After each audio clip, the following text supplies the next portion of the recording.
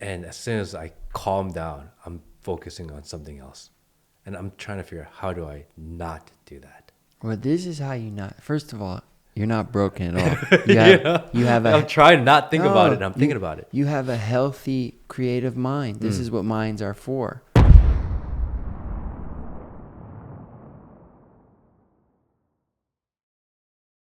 Well, there's like this weird trend that's going on. I don't know if it's a weird trend of people that get on flights and long flights, and they sit there with no headphone, no movie, just stare. I think it's amazing.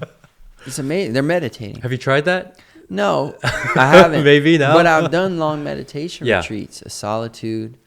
I've done a Vipassana retreat where you're on the cushion 10 hours a day. Really? Focusing on your breath. So those people are I think it's incredible. If you could develop that kind of patience, it's beautiful. And it's funny, it's because of the YouTube trend. So it doesn't wear any of the clothes of, because it's funny, right? It doesn't wear any of the clothes of a spiritual act. I think they call it raw dogging. They call it raw dogging. Raw dogging on a plane. They call it raw dogging. And it's amazing because how much of the stuff I'm doing on a plane am I just distracting myself? Yeah. Because I can't be here. Blaise Pascal said all of mankind's problems stem from the fact that he cannot sit quietly alone in a room. You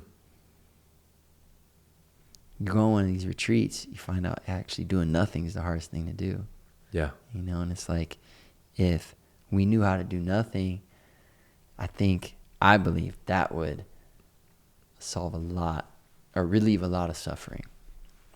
I struggle a lot with absolute silence, because if I'm too quiet and there's nothing going on, then my mind just races. And I'm thinking about every possible problem that I could solve, all the different iterations, different possible scenarios.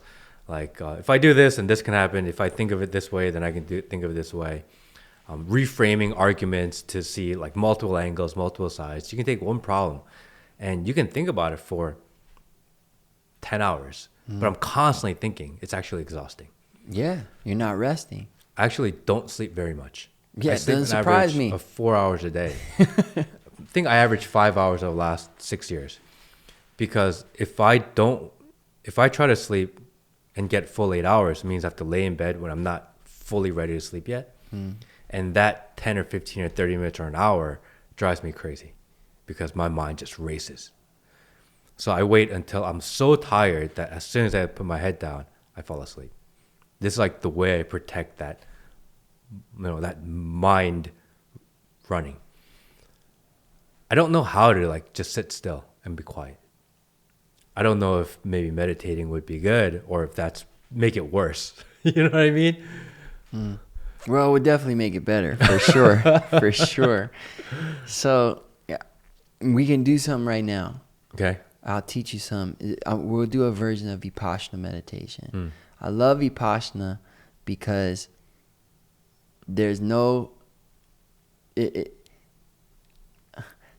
faith involved in it. It's a technique. Like working out is this is a technique, but instead of being for your biceps, for your mind. So all it involves is observing what's there. So there's no visualization, there's no praying, it's just a thing.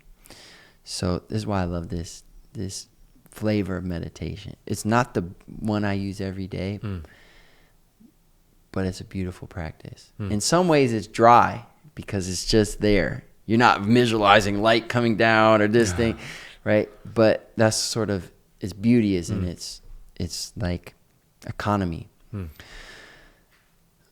So we can do a minute or two of that.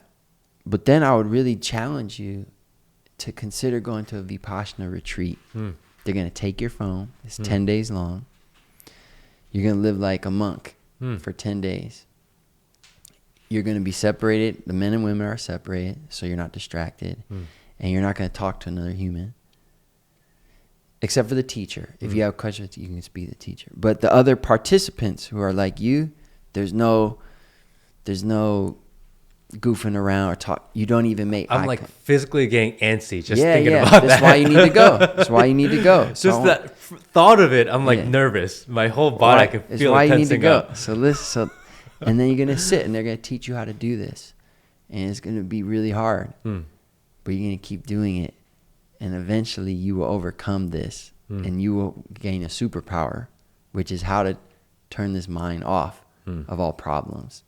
Because it never stops popping up, but we can develop a muscle to go, I could focus on that, or I could focus on my breath, or I could focus on the sensation of my step touching the ground right now. That's a muscle, and you can develop that quickly in those 10 days. Here's my favorite part about Vipassana meditation. Guess how much it costs? How much? $0. It's donation based. It's all over the world. It's an amazing organization. The people there are all there because they got something out of it and they're volunteering. And there's no proselytizing. So you finish the retreat and they go, if you want to donate, it's over there. That's it. That's it. That's the only thing they mention about money the whole time. It's a beautiful organization. So let's do 1 minute of it. Okay. I'm nervous. I can feel my heart racing, just the idea of sitting in some sort of silence. Yeah. Well, here's another thought for you to consider. There's no such thing as silence. So if you go into the quietest room in the world, you will be amazed by how loud your heart beat, and you can actually hear your own blood flowing. So absolute silence doesn't exist. There's always noise. We're going to do this meditation. You might hear chairs creaking or water, or a car might go by. So noise is not an obstacle for mindfulness. And all you're going to do is breathe, dude. You're doing it anyway. So all you're going to do is, instead of focusing on other stuff, we're going to just focus on your breath and some of your physical sensations. So you ready? Okay. Yeah. Uncross your legs. Okay. And put your hands face down. Okay. So they say on your legs. So they say if this might be placebo, but they say if you want to bring more energy, do this, and if you want to ground, do this. So since you got monkey mind, we're gonna do this, right? I like that, right? monkey mind. And close your eyes, and you're just gonna breathe through your nose. Don't change your breath. Just breathe. And even if you have thoughts coming in, that's part of the deal. Having thoughts is part of meditation. And as you breathe through your nose, I want you to find a place either on your upper lip, like where a mustache would be, or on the inside of your nostrils, or on the rims of your nostrils where you can feel the air going in and out. In and out. And just focus on that sensation.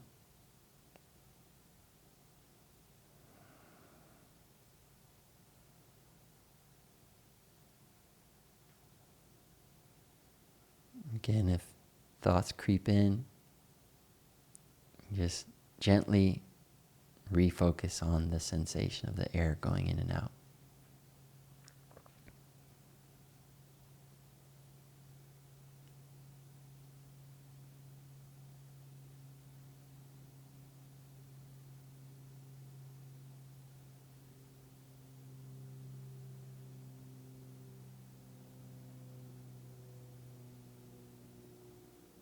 When you're ready, you can gently blink your eyes open.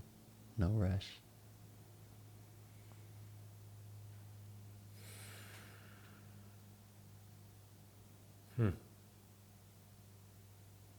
So we practice Vipassana meditation right now for about 30 seconds.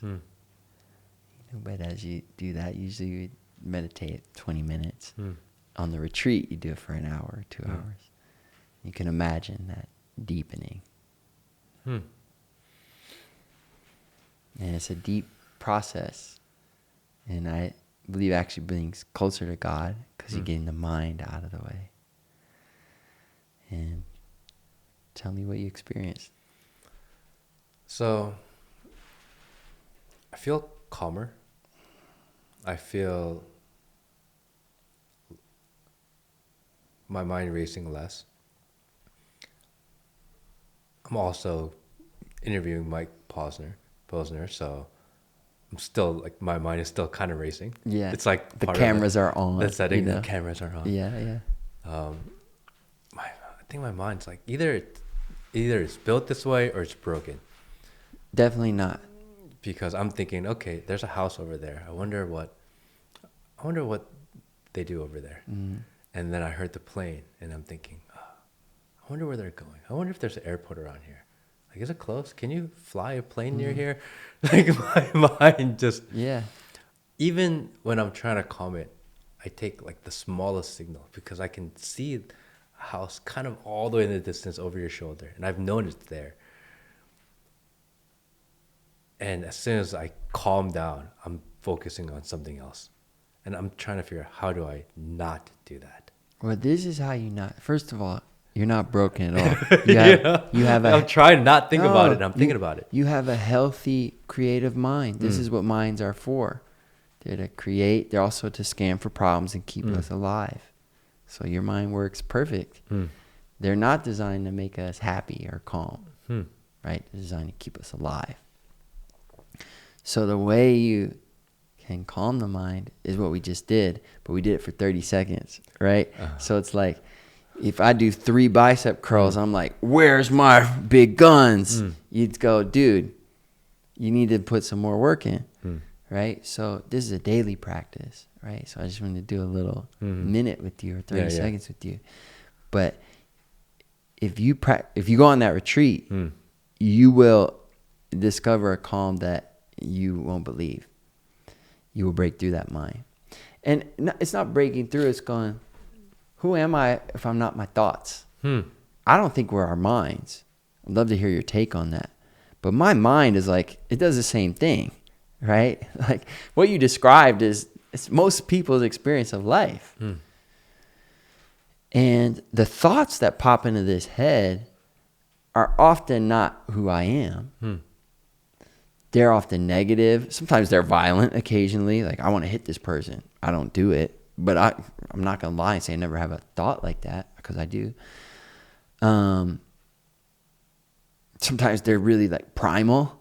You know, it's like you see a woman walk by. You know, it's like going to wild sexual fantasies.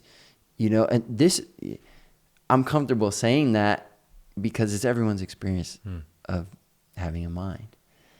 But I don't think a lot of these thoughts are me at all. You know, so I'm curating which thoughts to listen to, which not. And also, I think who I really am is the observer of the thoughts. So if I can observe what thoughts are going in and out, it's this pure consciousness, this open space where thoughts arise, where bodily sensations arise and go. Where emotions arise and go. It's an expanded sense of self. I think... do you think we're our minds?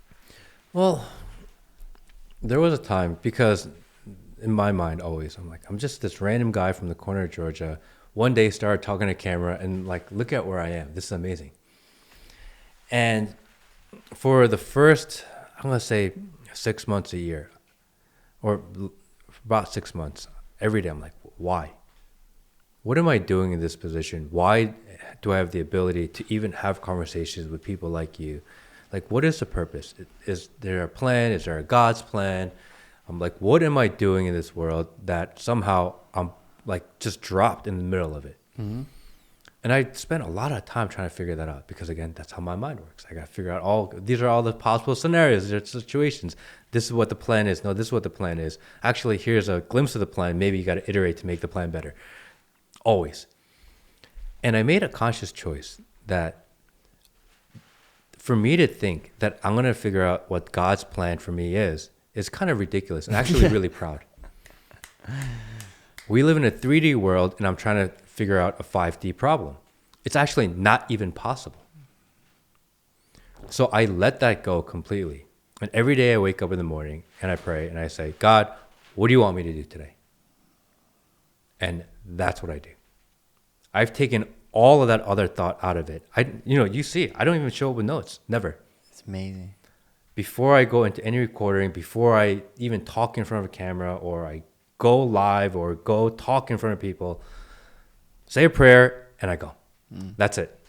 there's zero preparation on my behalf because I feel like that's the most honest and genuine way to do it. And yeah, it's been great. This conversation's been great. Just by the way. Oh, thank you. I appreciate it. Yeah. But that's just how I approach everything now. You know, zero plan.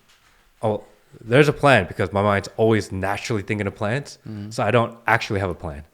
The plan is that I'm just going to do because I have to counteract what my natural inclination is, which is to strategize everything. Every morning. God, what do you want me to do today? Great. That's what I'm doing. What do you say today? Just do. Just go and be honest and have a conversation. Yeah. I think it's going to be amazing. And it's been amazing. It has. I feel like I learned so much. And that's why I love what I do. Because I take every conversation and every meeting and every interaction, and it helps reframe my mind and see the world in a larger way. And then I'm able to, the next conversation I'll have, I'm like, hey, I just learned about this breathing technique, and then I'm going to do it, and I'm going to pass that on. Yeah. And it gives me the ability to. That's also why I don't prepare questions in advance. Because if you know what questions you're going to ask, by the progression of the questions, I already know what the answers are going to be. Right. Right? Yeah. Because I'm setting up the next question. Because I got to talk about stuff that I don't really talk about. Yeah. And I have to do my, I was talking with Jason about that earlier. It's like, I'm sick of using my talk tracks. You know, Yes. It's like, tell me the walk story of the snake bite. I'm like, all right, I'm going to tell that the same way because that's the best way. It's the most honest way I can reflect that. But it's like, I've said that 100 times. I almost feel like I'm doing a song at a concert, you know? So it's been feels cool performative. in some ways, yeah. Even if it's true, it's not creative. There's something beautiful about allowing a new thought to come through and saying it. Same way, yeah, writing a new song is really awesome, right? And we started off talking about affirmations or incantations. Those stay fresh when you create them new, you know, and you say the same one for a month or 2 months. It's like, what if I say I'm generosity today instead of faith? Anyway, so, yeah.